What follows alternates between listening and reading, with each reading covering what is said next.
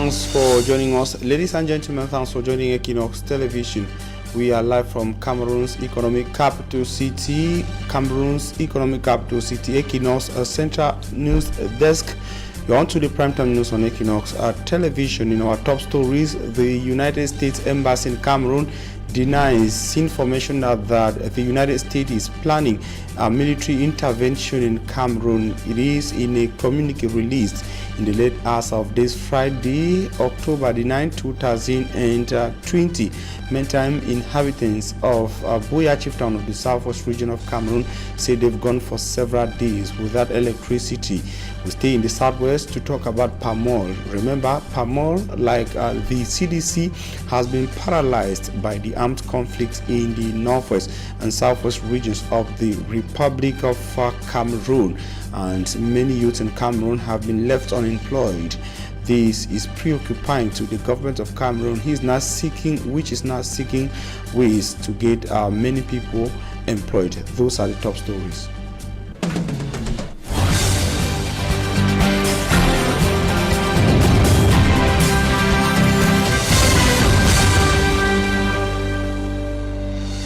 We begin by taking this information released by the U.S. Embassy in Cameroon. Ladies and gentlemen, stay with us.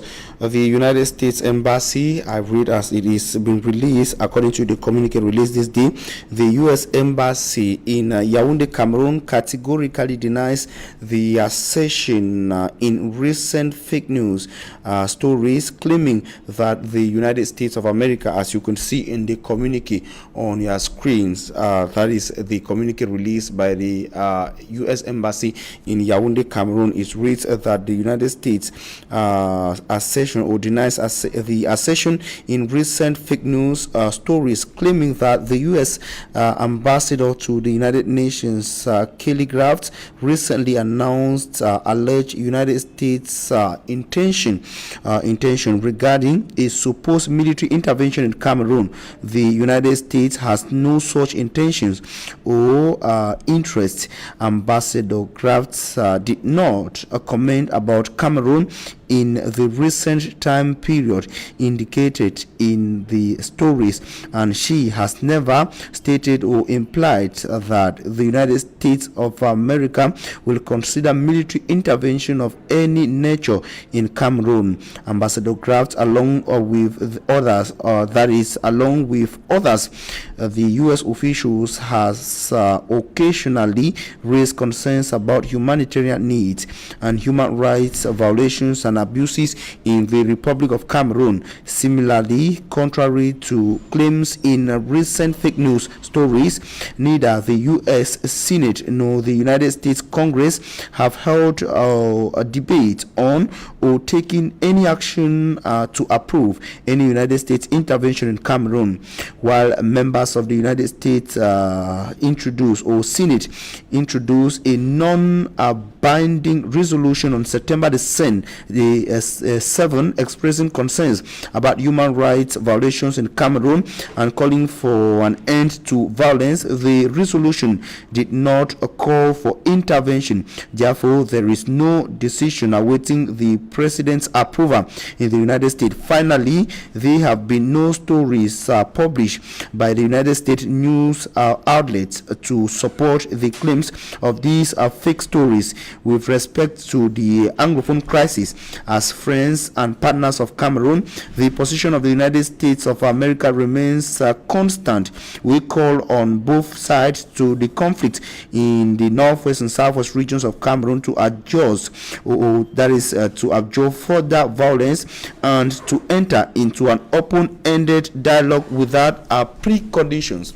That was the content of the release from the United States of America, that is through its embassy in the nation's political capital, Yaoundé.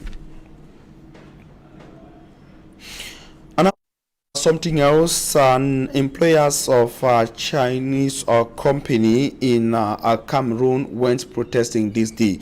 They were asking, among other things, for better working conditions and improvements in their payments, as Immaculate Fogwe tells us in the following report.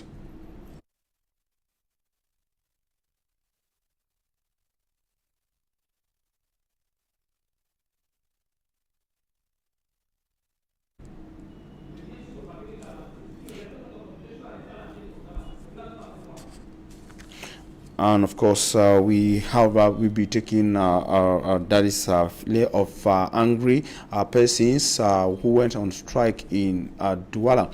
They are workers of a Chinese company. They are asking for better working conditions. Immaculate Fogwe. Workers of the China Harbour Engineering Company, which is in charge of carrying out the second phase of construction work at the Kribi Seaport, have downed their tools. The protest action emanated from the death of one of their colleagues who died while on duty. The over 200 workers are demanding that their working conditions be ameliorated. The gendarmerie commander who descended to the scene managed to calm down the workers, but the indifferent nature of the Chinese authorities was unable to favor negotiations between both parties. The over 200 workers say they have been confined for over 6 months due to the coronavirus without the possibility of their family members visiting them.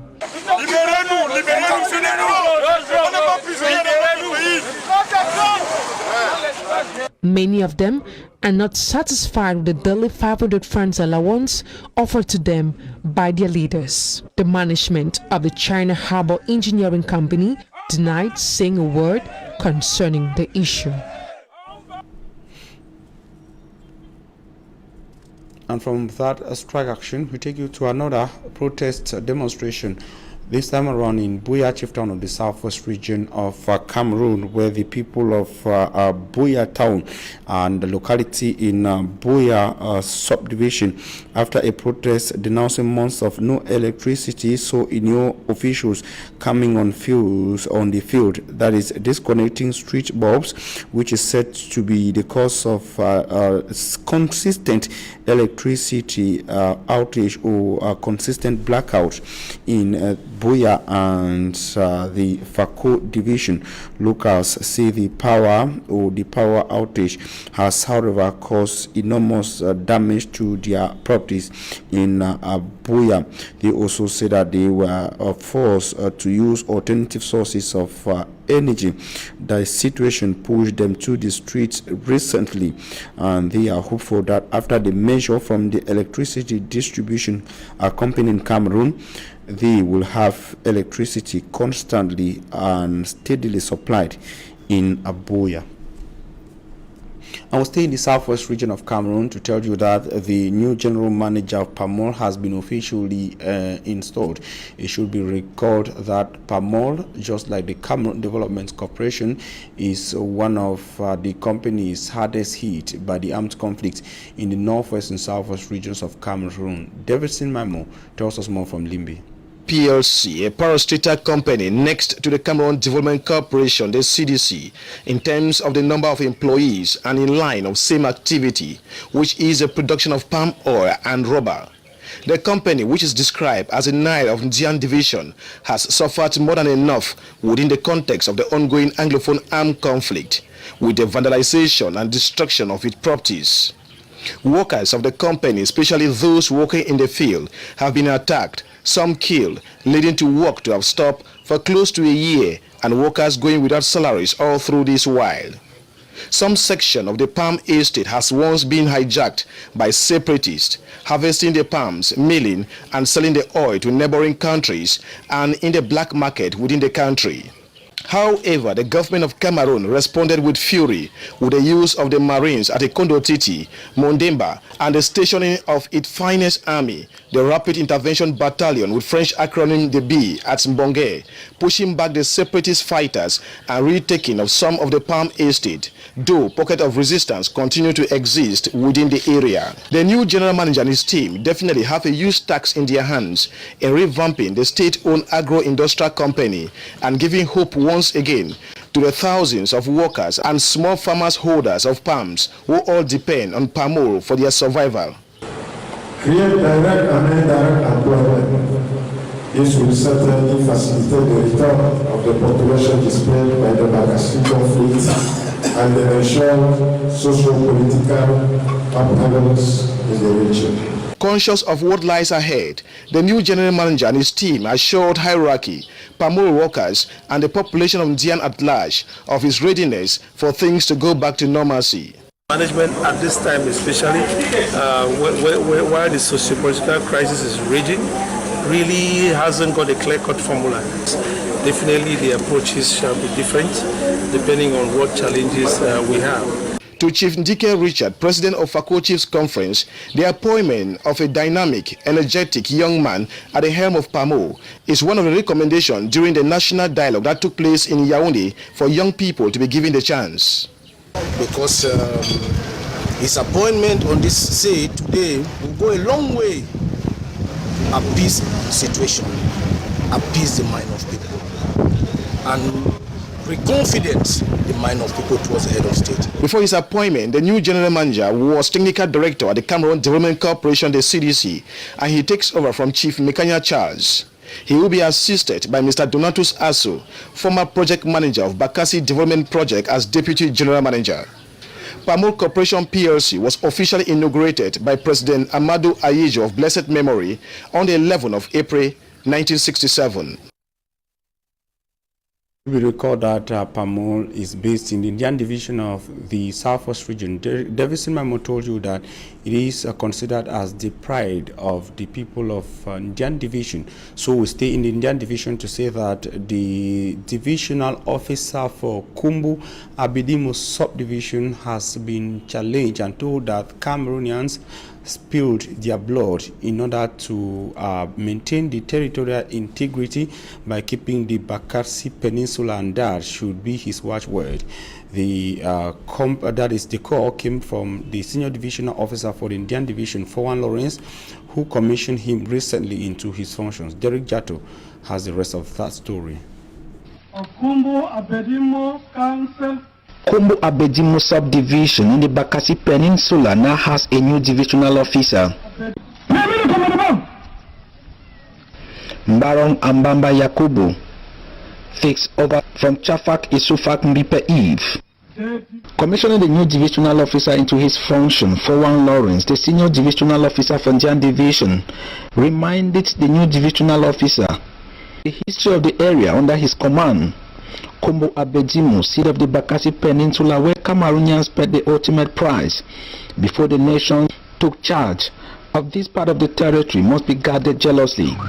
The new deal of asking to be vigilant, knowing fully well that Bakassi or Kumbu Abedimu has its own specificity, knowing fully well that before the judgment of the 10th of October 2002, at the International Court of Justice, this was a battlefield whereby Cameroonians from north to south, east to west, spilled their blood. Security should be top on his agenda. He is to protect and foster developmental projects in Bakassi, and his first assignment will be that of supervising an effective school resumption in Kumbu Abedimu subdivision. The mayor for the Limbe 1 Council has told school proprietors in his area and heads of public school establishments not to use the didactic material he is given for onward transmission to kids and learners for their personal use.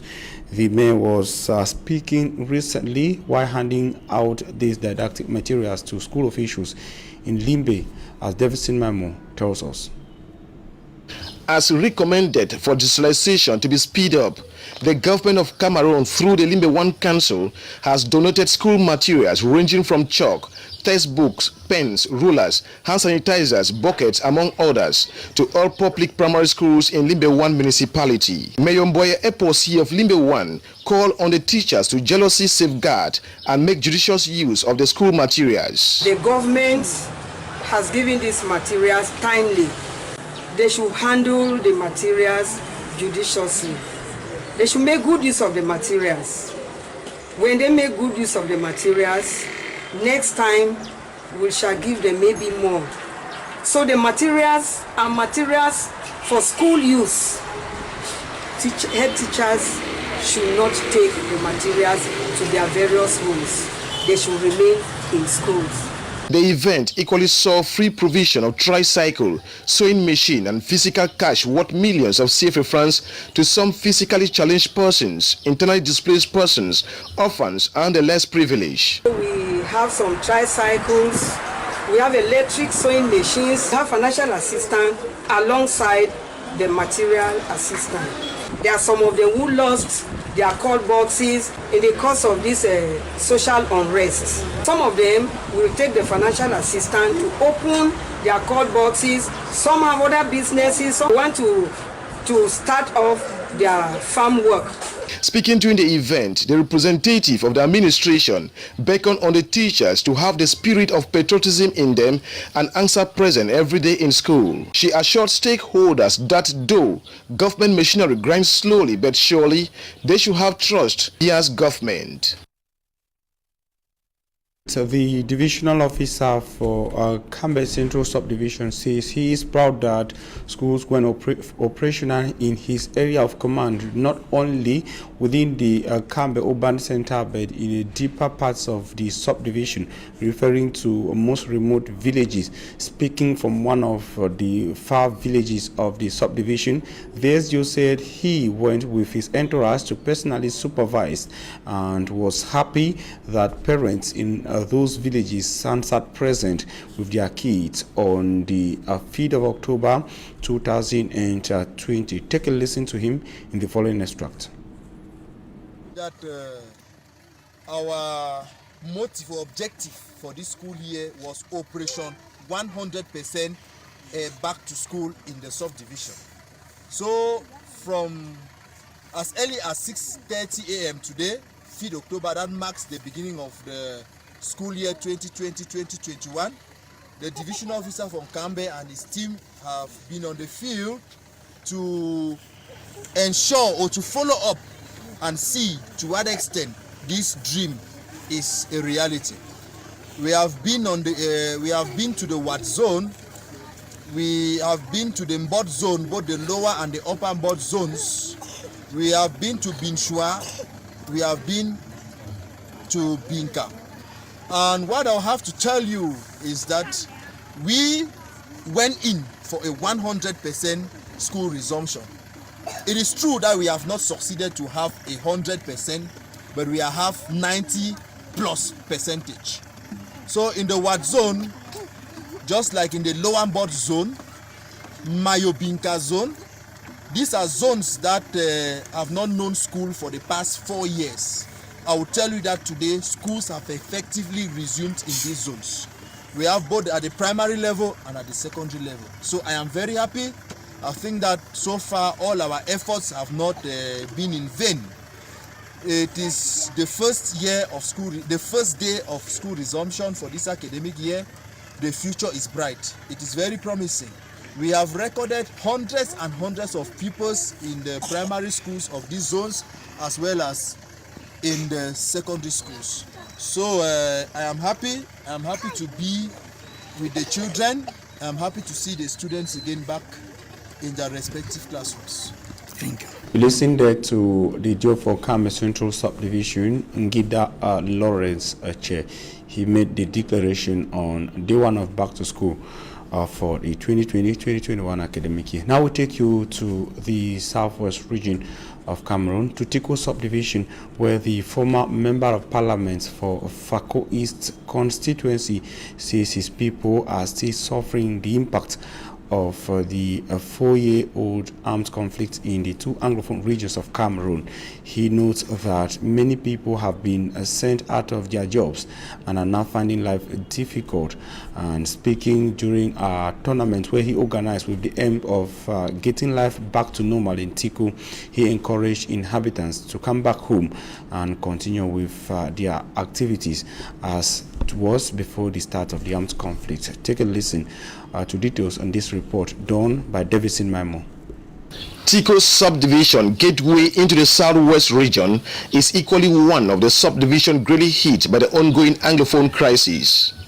80% of the population are mostly plantation workers with the Cameroon Development Corporation, the CDC, and have gone for months without salaries following persistent attack from separatist fighters, making life very difficult for the inhabitants. It is in this regard that a group of Tiko inhabitants based out of the country organized a holiday sporting jamboree to gainfully occupy the youth who are going through stress from the crisis and the recent coronavirus pandemic. The turnout at the finals to crown the sporting jamboree at the Tiko Municipal Stadium attest of football as a true unifying factor, as the youth of both sex and various age groups jumped the stadium to capacity. Some could be spotted on story buildings out of the stadium just to be part of the event.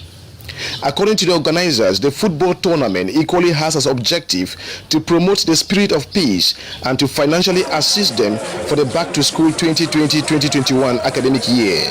Donors came in order to encourage the participants, the competitors, so that at least each one that participated in the tournament and got this and went this far would be able to at least buy a pen or a pencil or an exercise book or a textbook to one of their children or support their children back home. One of the donors, former member of parliament for... And of course, that was Davidson Memo in Limbe. And now we come back to Cameroon's economic capital city, Douala, taking you to GCAM headquarters in Douala to say that the high level of youth unemployment in Cameroon is disturbing the government and private sector stakeholders. Experts say the unemployment level in Cameroon has taken a more disturbing turn across the country following the impact of the COVID-19 pandemic and the war in the Anglophone regions of Cameroon, which has paralyzed major public and private companies in the regions.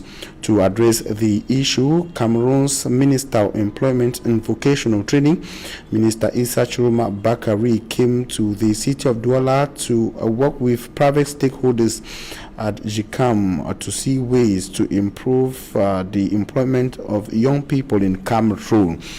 And after the event, we hooked up with Issa Chiroma Bakari. Take a listen to him in the following extract. Out means and ways which will enable us to find the right solution. I am a bearer of a message. I just came here to deliver this message, to let the CEO, the General Manager, that the head of state made the employment a national cause and the vocational training a national priority. I just came here to seek their commitment, their involvement, and to inform us, to let us know the kind of problem they are confronted with and for which they don't have a solution.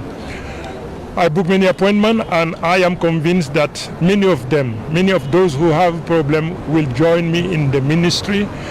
You are witness that some of problems which were raised last time when I came here have found solution, and all the problems raised by the chairman, the president of GCAM, I think that those problems will also find solution. This is the purpose of problems raised by the president of GCAM. You were there, madam. You listened to. In your report, please don't fail to mention. But we welcome the problem. We say that there is no need to raise those issues here. We have recorded them. We have registered them.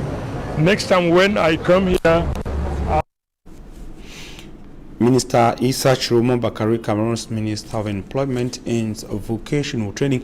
And I will talk something else before the end of the first part of news, talking about this year's Nobel Peace Prize that has been awarded to the World Food Program, the WFP. This year's Nobel Peace Prize has so far been awarded to the World Food Program, the WFP, for its effort to combat hunger and its contribution to bettering conditions for peace in conflict-affected areas across the world. The Norwegian Nobel Peace Prize Committee, which presented the award in Oslo on Friday, also described the organization as a driving force in effort to prevent the use of hunger as a weapon of war and conflict. In awarding the prize, committee chair Berit Reis Anderson noted that the impact of the coronavirus pandemic on global food supply and criticized the politics of populism. Villagers collect food aid dropped from a world World Food Program's planned to a village in Oid County in South Sudan in February 2020. Villagers collect food aid dropped from the World Food Program plan to another village in Sudan. The World Food Program, a United Nations entity, was created in 1961 and today provides food to over 100 million people each year across the globe. And that's where we end the first part of news. Coming up is Talking Points. Still.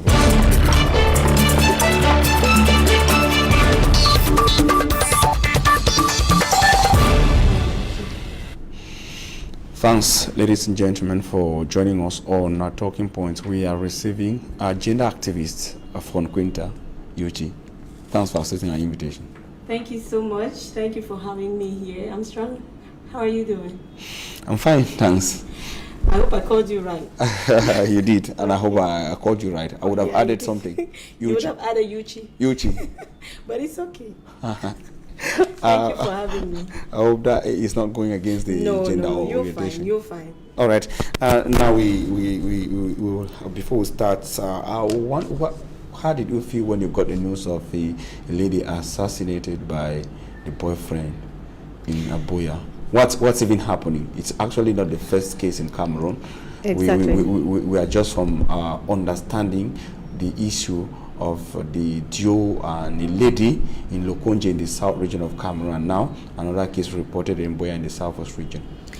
I'm strong. It is very, very disturbing, and unfortunately, no matter how much stakeholders that are not in the public sector are trying so hard to ensure that intimate partner violence is curbed, yet there are no really serious measures that are being done on the part of the government. I can put that blame on them to ensure that perpetrators are being brought to justice. And so it remains a serious problem in our societies, and it remains a very disturbing problem, because as long as solutions are not provided to resolve the problem, to ensure that the root causes, the underlying causes of such crimes are being treated, we will keep having the problems, and then we'll keep crying, and it's just going to be like we're spilling milk on the cat's back. When you say that the public sector or the government is not doing enough to stop this, I don't get it, because, for example, in Lokonje, the south region of Cameroon, the duo concerned was arrested by the gendarmerie. Same in Boya, where the guy was arrested and is still being detained. Okay, and that may be just one example out of a million.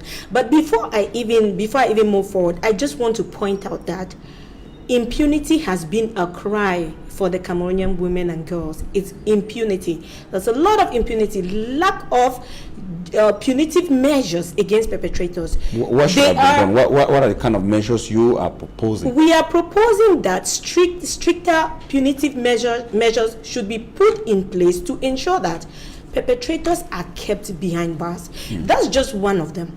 There are so many things that could be put in place. For example, there could even be the government could even ensure that they carry out mass sensitization to actually educate people about the root causes of gender-based violence, about contributing factors, because there are so many things that go in play, and it is rather unfortunate that survivors are rather being blamed for crimes that are committed against them because of their sexes, their rights are being abused, and all of that. So there are so many things that could be done. Quinta, with this happening, when the incident in Boya just happened, I got a lady who is widely followed on social media in Cameroon. She said that she's actually not accepting or supporting rape or violence against women. She was actually talking about rape. It wasn't in relation to that of Boya, but a rape case in Cameroon. She says she's actually not supporting it, but to an extent she blames her sisters, referring to her Cameroonian sisters, that some of them dress so irresponsibly, and she made painted a situation of a lady or a young girl who used to sell food, irresponsibly dressed, came to our office one day and she needed to buy. When she looked at the lady, she imagined that she was the man, and looking at the lady that way, what would have happened in that office? I'm sure I must start by saying that there's a lot of misconception about gender-based violence. They put blame. At no point in time should you blame a survivor. Let me tell you something. It does not matter if somebody is a renowned celebrity, as long as they don't have the standard understanding of what the problem is. And let me answer you. It's not because let me answer you. I'm just raising a case. I want the to responsibility make this clear out there. Of victims. Let me make this clear out there. Gender-based violence is not committed, or rape is not committed because somebody was poorly dressed. It is because somebody decided to abuse the right of somebody. When it comes to sexual relations, the other partner has to give his or her consent for there to be an intimate relation. The moment that person does not give you that consent, there goes the problem. So it does not matter how naked a woman walks out there. It does not matter how poorly dressed people term her to have been dressed. She still needs to give you her permission before you get on her body. And so abuse of power is the number one problem, is the number one root cause of rape and any other form of sexual violence, and all other forms of gender-based violence. So let's get this clear. Before we proceed, you're actually raising an interesting point, but many people think that gender activists should also concentrate time on educating young women on their responsibilities. If we still want to talk about rape, you should also be conscious of how you dress. You will not know who is standing or who you're going to meet, who is standing face to you, but you should at least be careful with what you put out to the public. I'm sure, and that's the problem that we have in especially our traditional African societies, because we were born and we grew up and we were made to understand that if a woman is dressed in a certain way, it is called indecency and it's going to attract men on their bodies and things like that. That's how we were born and we grew up to understand. Those sociocultural stereotypes, gender biases are the things that keep empowering perpetrators to go ahead and abuse women to the point where some of them have lost their lives. Look at what's happening in Boya. For the past 3 months, we've had cases back to back of women who've suffered intimate partner violence, and there are so many cases in the past years. You find out that women, especially in crisis zones, for example in the northwest region, the southwest, and even in the far north where we have conflict, you find out that women are suffering. They are being victimized to the highest degree, and all of that is not just because they are poorly dressed or whatsoever. It's because they victimize them, because the perpetrators are using their power over them to bring them under control and to manipulate them, to exploit them in all means possible. Now let me just say this clear. Our country, our nation, our communities, the grassroots communities, the urban communities, we need proper mentality change. Yes. Why I say this is because this is the mentality that we have, that women and girls can get poorly dressed and attract rapists and attract perpetrators to them. But what the standard is that even a child, for example, who is 1 year old gets raped. So what's the difference? Why is a 1-year-old child raped? Was that child poorly dressed? Was that child not putting on the proper outfit? Was a 2-year child not properly dressed? So dressing is never a problem. It is a mentality problem that needs to be changed. The problem about violence against women and girls is a problem of, number one, abuse of power, number two, gender inequalities, and number three, abuse of human rights. There's a lot to talk about there, but we have to proceed. Okay. We Cameroon. That's on the 10th of by October the 10th, which is tomorrow. Yes. There will be the commemoration of the World Mental Health Day. Yeah. Now, when during your analysis, you talk about mentality. Yeah.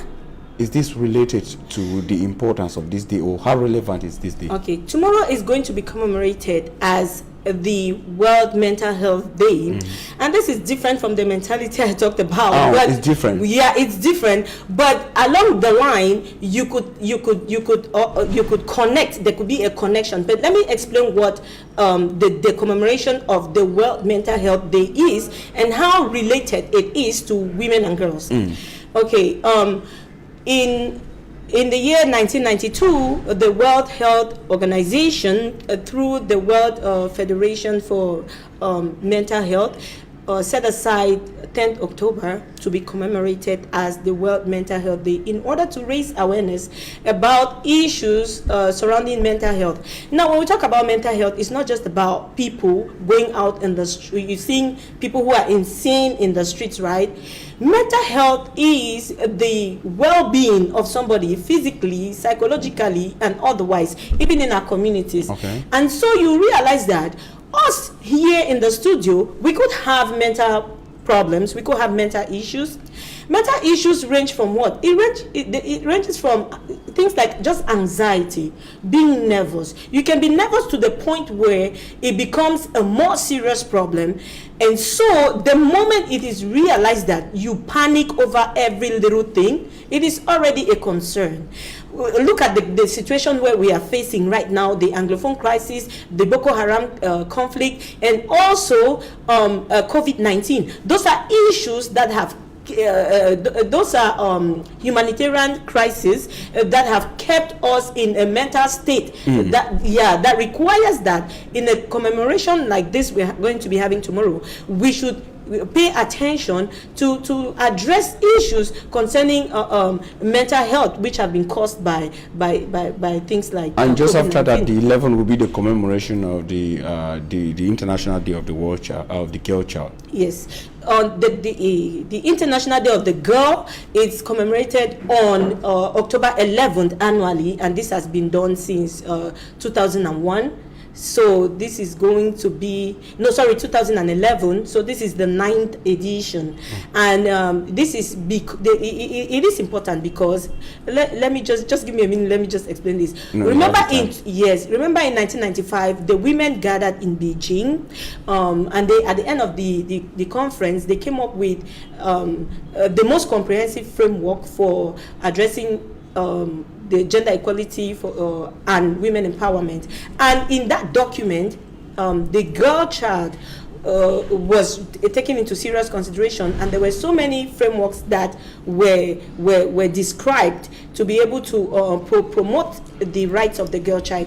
So in 2011, this day was set aside to ensure that the girl child and the adolescent girl, because we have two categories. You have the girl child, then you have the adolescent girls, depending on the which age range the child falls. Okay. So it is very important that they too get their voices heard. For example, tomorrow on Sunday, which is the 11th of October, the commemoration is going to take place under the theme "My Voice, Our Equal Future."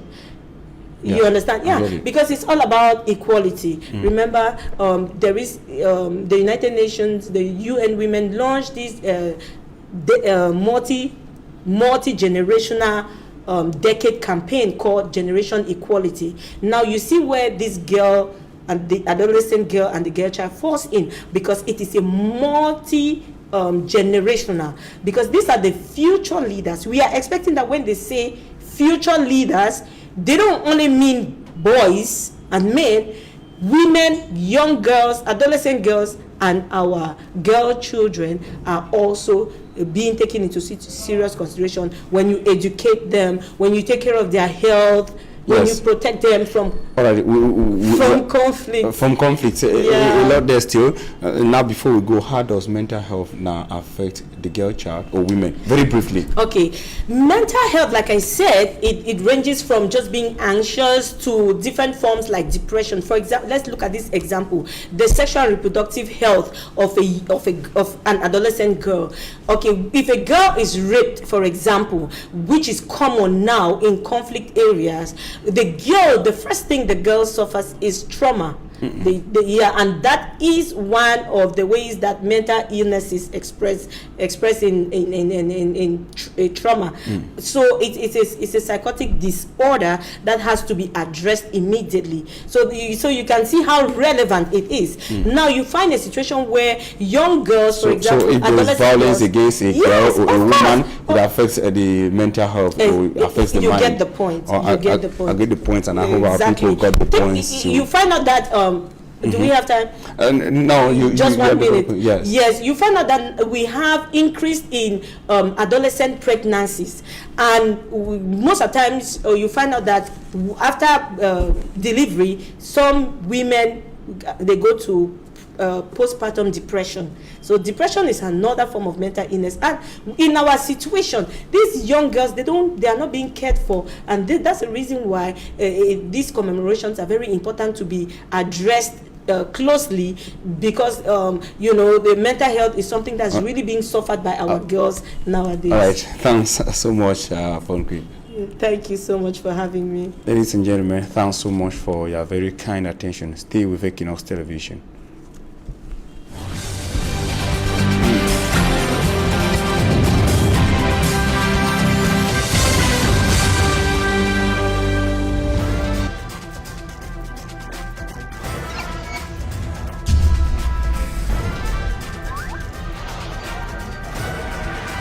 Équinoxe Télévision, au-delà de l'image, nous rendons compte.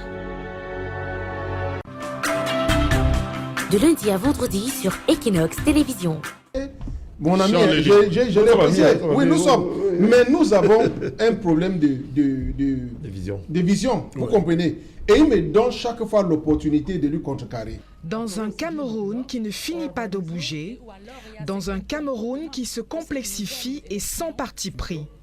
Ils sont hommes politiques, hommes de science. Nous, on condamne, n'est-ce pas, avec toute l'énergie, l'assassinat, n'est-ce pas, de ces personnes. Ou même l'assassinat d'un militaire, ou même d'un ambassade. Oui, vous comprenez. Vous comprenez.